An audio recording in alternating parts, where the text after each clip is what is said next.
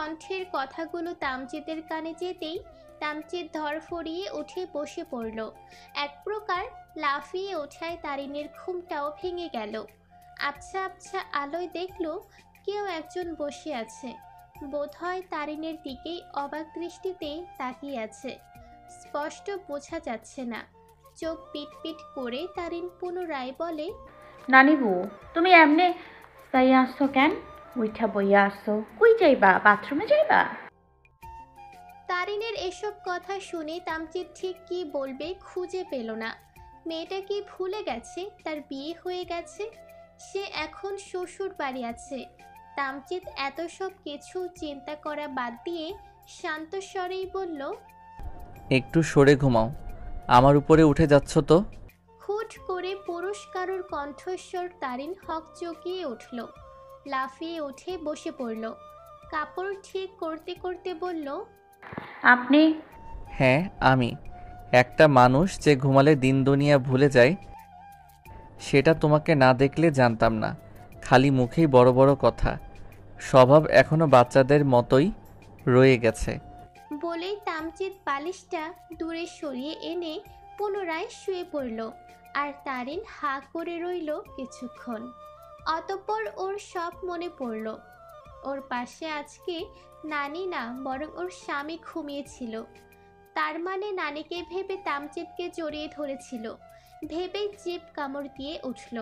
খানিকটা লজ্জাও পেয়ে বসল। কপাল চাপড়ে নিজেই নিজেই বলে উঠল, ওরে তারু, তোর কেন ঘুমাইলে হাত পা আয়ত্তে থাকে না? ইস, এখন কি মনে কইরা বইরা থাকবো? মাস্টার মশাই ভাববো বিয়া না হইতেই তার গায়ে পইরা গেছে। তামজিদ সবটা শুনেও চুপ করে আছে। এই মুহূর্তে ওর কথা বলতে ভালো লাগছে না, তাই ঘুমানোর ভান করে আছে। তারিন কথাটা বলে পুনরায় বলে উঠল, ধুরু, কি আবোল তাবোল ভাবতাছি। যা খুশি ভাবুক, আমার কি? আমি কি অন্য পরপুরুষের গায়ে পড়ছি নাকি? হ্যাঁ, আমার বিয়ে করা স্বামী, তারে আমি ধরবো না তো কারে ধরবো? এবার তামজিদ বিরক্ত হয়ে মুখ খুলল। কিছুটা ধমকে বলে উঠল, মাঝরাতে পাগলের মতো প্রলাপ না করে ঘুমাও, মাথা যন্ত্রণা করছে। তোমার বকবক এই মুহূর্তে অসহ্য লাগছে। তামজিদের ধমক খেতেই তারিন থেমে গেল। চুপচাপ শুয়ে পড়ল। আর কথা বাড়ালো না। কিছুক্ষণ চুপ করে শুয়ে থাকলেও ঘুম আসলো না। ভেতরে ভেতরে অশান্তি লাগছে। কেন এমন লাগছে? তামজিদের খারাপ লাগা শুনে কেন ওর কষ্ট হবে? বুকের ভেতরটা কেমন হাহাকার করছে। একদিনের পরিচয়ে কারোর জন্য খারাপ লাগা সৃষ্টি হয়ে যায়। প্রশ্নটা মাথায় আসতেই মন উত্তর দিল, এটাই স্বামী স্ত্রী বন্ধন। এসব আকাশ পাতাল ভাবতে ভাবতে কখন যে তারিন ঘুমিয়ে যায় নিজেও টের পায়নি। মসজিদের আজানের শব্দে ঘুম ভেঙে গেল। তড়িঘড়ি করে উঠে বসল। পাশ ফিরে দেখল তামজিদ এখনো ঘুমে মগ্ন। নিজেকে ঠিক করে ওয়াশরুমের দিকে গেল। অজু করে এসে নামাজে দাঁড়ালো। নামাজ শেষ করে জায়নামাজের বিছানায় বসে বসে দোয়া পড়ছে আর সব কিছু নিয়ে ভাবছে। জীবনটা যে হঠাৎ করে এত পরিবর্তন হয়ে গেল। আদৌ কি সব একদিন ঠিক হবে, নাকি জীবনের ছন্দ অন্যদিকে ঘুরে আরও এলোমেলো হয়ে যাবে? হুট করেই পাশে কারো অস্তিত্ব টের পেয়ে পাশ ফিরতেই দেখল তামজিদ দাঁড়িয়ে আছে। তারিনকে তাকাতে দেখেই তামজিদ বলে উঠল, আমাকে ডাকলে না কেন? তারিনের জবাবের আশায় না থেকে তামজিদ নামাজ শুরু করে দিল। তারিন উঠে গিয়ে বেলকুনির দরজাটা খুলে দিল। সাথে সাথে একটা স্নিগ্ধ সতেজ বাতাস ওর গা ছুঁয়ে দিল। ফজরের পরে ভোরের নিস্তব্ধতা, সতেজ বাতাস, চারিদিকে পাখির কিচিরমিচির আর গ্রামের সুন্দর প্রকৃতি সব মিলিয়ে মনটা নিমেষেই ভালো হয়ে গেল। বুকের উপর থেকে যেন ভারী কিছু সরে গেল। মন মেজাজ দুটোই ফুরফুরে হয়ে গেল। এটাই বুঝি আল্লাহর রহমত। তারিন মন ভরে কিছুক্ষণ শ্বাস নিল। চুলগুলো ছেড়ে দিল। দমকা হাওয়ায় উড়তে শুরু করলো এক মুহূর্তেই। কি সুন্দর সেই মুহূর্ত! নিস্তব্ধতায় ঘেরা চারিদিকে এক ষোড়শী কন্যা মন খুলে নিঃশ্বাস নিচ্ছে। এভাবেই দাঁড়িয়ে রইল কিছুক্ষণ। সময়টা বড্ড ভালো লাগছে, নিজেকে সতেজ লাগছে। পুরো একটা দিন পর তারিন আবার মন ভরে শ্বাস নিচ্ছে। মনে মনে প্রার্থনা করছে এই সময়টা এখানেই থেমে যাক। কি দরকার এত কোলাহল, না পাওয়ার হাহাকার, বেঁচে থাকার লড়াইয়ের। হাঁটতে বের হবে?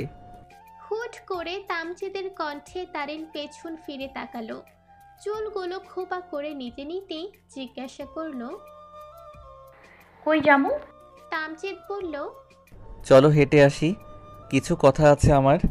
তারিন মাথা নাড়িয়ে সায় দিল। তারপর দুজনে মিলে বেরিয়ে আসলো বাসা থেকে। তামজিদ বাসা থেকে বের হয়ে কিছুক্ষণ হাঁটলেই সামনে বিশাল বড় ধান ক্ষেত। সারি সারি সবুজ ছোট ছোট ধান গাছ ছড়িয়ে আছে। হালকা হালকা বাতাস বইছে চারিদিকে। এখনো ভোরের দিকে গ্রামে বেশ শীত পড়ে। তারিন গায়ে জড়ানো কাপড়টা দিয়ে নিজেকে ঢেকে নিল। তামজিদ তা দেখে প্রশ্ন করল, শীত লাগছে? না, ভালোই লাগতেছে। তামজিদ আর কিছুই বলল না। দুজনে হাঁটতে হাঁটতে বিলের মাঝে এসে দাঁড়ালো। ধানের আইল দিয়ে হাঁটতে তারিন অভ্যস্ত, কিন্তু তামজিদের বড্ড অসুবিধা হচ্ছে। একটা সময় গিয়ে তামজিদ পা পিছলে পড়ে যেতে নিলেই তারিন ধরে ফেলল। সতর্কীকরণ বাণীতে বলে উঠল, দেখা হাঁটবেন তো মাস্টার মশাই, পইরা যাইতেন এখনই। তামজিদ নিজেকে সামনে নিল। ততক্ষণে সামনে ছোট্ট একটা জায়গা খালি। হয়তো এখানে কোনো সবজি বা কিছু বোনা হবে। দুজনে গিয়ে সেখানটায় দাঁড়িয়ে পড়ল। তারিনের বেশ ভালো লাগছে এই সময়টা। কিছু সময় নীরবতা কাটিয়ে তামজিদ জিজ্ঞাসা করল, তুমি কি আর পড়াশোনা করবে না? হ, আলবাত করুম। আমি অনেক পড়াশুনো করুম, চাকরি করুম। কি হওয়ার ইচ্ছে আছে? আমি ডাক্তার হইমু মাস্টার মশাই। আমার ছোটকালের থেকে এই একটাই স্বপ্ন আছে। ডাক্তারের কি দাম দেখেন না? আমাগো গ্রামের যারা অসহায় আছে তারা টাকার অভাবে রোগ হইলেও ডাক্তারের কাছে যাইতে পারে না। 500,000 টাকা ভিজিট দিয়ে ডাক্তার দেখাইতে হয়। এত টাকা দিয়ে কি সবাই ডাক্তার দেখাইতে পারে নাকি? তাই আমার আব্বাই কইতো, আম্মা জান, তোরে আমি ডাক্তার বানামু। তুই বড় হইয়া অনেক বড় ডাক্তার হইবি, গ্রামের সকলের সেবা করবি। বলেই তারিন দীর্ঘশ্বাস ছাড়ল। তামজিদ পুনরায় প্রশ্ন করল, তাহলে বিয়ে দিল কেন এত তাড়াতাড়ি? তারিন এবার তামজিদের দিকে কপাল কুঁচকে তাকালো। দাঁতে দাঁত চেপে বলল, আপনি আব্বার লেগা। তামজিদের ভ্রু যুগল কুঁচকে এলো এবার। বলল, আমার বাবার জন্য মানে? তারিন শান্ত বাক্যে এবার উত্তর দিল, হ, আপনার আব্বার লেগাই। আপনার আব্বার আমারে নাকি মেল্লা পছন্দ হইছে। আমার আব্বার কাছে প্রস্তাব দেওয়ানোর পর ফিরাই দিছিল। আপনার মায়ের অসুস্থতার কথা কইয়া আমার আব্বারে রাজি করাইছে। আপনার মার নাকি আমার এই পছন্দ, আমার এই হেয়ার পোলার বউ হিসাবে দেখতে চায়। তারপর আমার বাপে আর ফিরাইয়া দিতে পারে নাই। তামজিদ দীর্ঘশ্বাস ছাড়ল। কিছুক্ষণ নীরব থেকে বলে উঠল, তুমি এভাবে কেন কথা বলো সব সময়? কালকেই তো কত সুন্দর করে কথা বললা। তারিন সঙ্গে সঙ্গে বলে উঠল, আমাগো গ্রামের আঞ্চলিক ভাষা এটা। আমি এমনি কথা কইয়া শান্তি পাই। আঞ্চলিক ভাষা কইতে আমার লজ্জা কিসের? আঞ্চলিক ভাষায় কথা কইয়া যেই শান্তি পাওন যায়, আপনি গো শুদ্ধ ভাষায় ওই শান্তি আমি পাই না। তাই আমি এই ভাষাতেই কথা কমু। যেই সময় শুদ্ধ ভাষার দরকার পড়ব, সেই সময় শুদ্ধ ভাষাতেই কথা কমু, বুঝছেন? তামজিদ এইসব প্রসঙ্গ বাদ দিয়ে বলল, তোমাকে একটা অনুরোধ করব। করেন। দিশাকে আর কিছু বলো না প্লিজ। আমি জানি তুমি তোমার জায়গায় ঠিক, কিন্তু দিশার অবস্থাটাও একটু বুঝো। দিশার তো এখানে কোনো দোষ নেই। তাহলে ও কেন শুধু শুধু অপমানিত হবে? যত যা অপমান করার আছে আমাকে করো।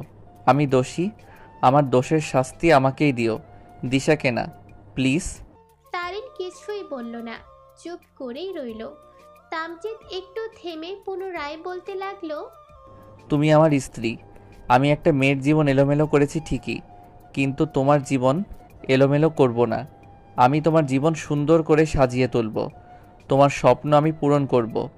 ঢাকা নিয়ে তোমাকে ভালো কলেজে ভর্তি করাবো। স্বামী হিসেবে আমার যা যা দায়িত্ব কর্তব্য রয়েছে সব পালন করব। তোমার সব পরিস্থিতিতে আমি তোমার পাশে থাকব, ছায়া হয়ে আগলে রাখব। তোমাকে কখনো সামান্য কষ্টটুকু পেতে দিব না। শুধু শুধু ভালোবাসতে পারবেন না, এই তো? নিজের স্বামীর মুখে অন্য মেয়েকে ভালোবাসার কথা শুনলে যে কারো হৃৎপিণ্ডে রক্তক্ষরণ শুরু হয়ে যাবে। সে দিক দিয়ে দেখতে গেলে তারিন বড্ড শান্ত হয়ে আছে, কোনো প্রতিক্রিয়া করছে না।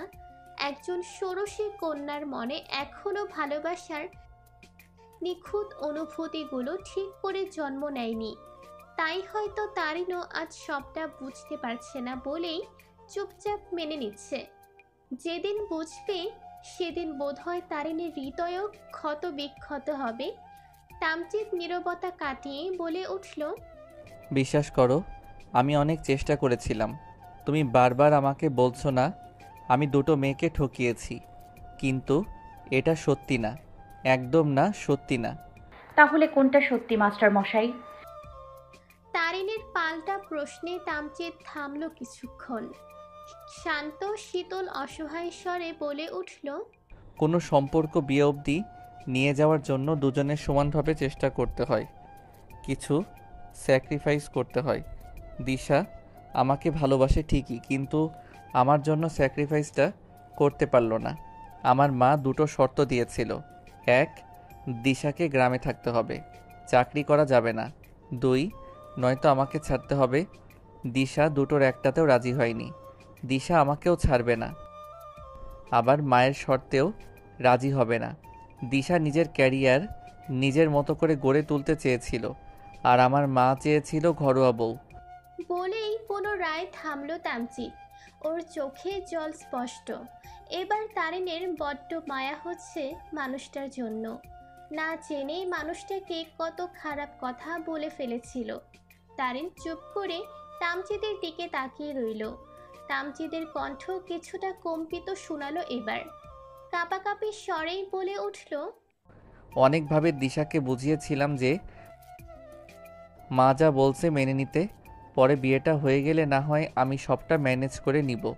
কিন্তু দিশা রাজি হয়নি, বরং আমাকে বলেছে আমার পরিবার ছেড়ে ওর কাছে চলে যেতে। এখন তুমি বলো, এটা কি একজন ছেলের পক্ষে সম্ভব? যার মা মৃত্যুর দুয়ারে, সেই ছেলের পক্ষে মাকে ছেড়ে প্রেমিকাকে বিয়ে করে চলে যাওয়া সম্ভব? তারিন চুপ রইল, উত্তর দিল না।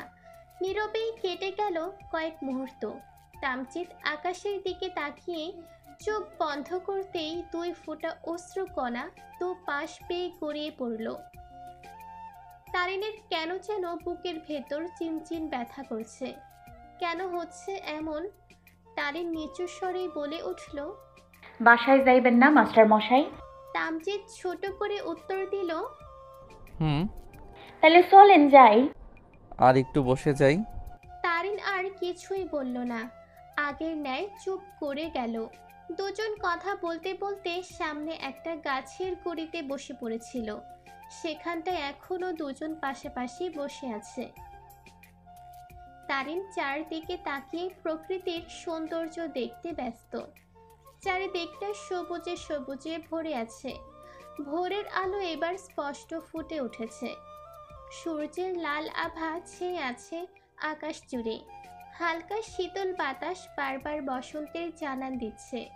তারিন মনে মনে ভাবছে, গ্রামের সৌন্দর্য যে একবার উপভোগ করতে শিখে যায়, তার শহরের দালান কোঠা ধূলির স্বাদ লাগে। তারিনের ভাবনার ছেদ ঘটে তামচিদের অসহায় কিছু বাক্যে। তামচিদ আনমনেই বলল, জানো মেয়ে, একপাক্ষিক কিছু টিকিয়ে রাখা যায় না।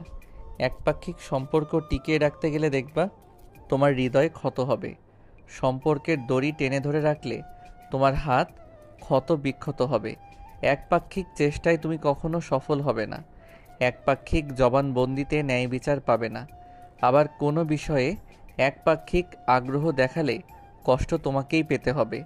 একপাক্ষিক সব কিছু ভয়ানক বিষাদে ভরপুর। বিষের চেয়েও বিষাক্ত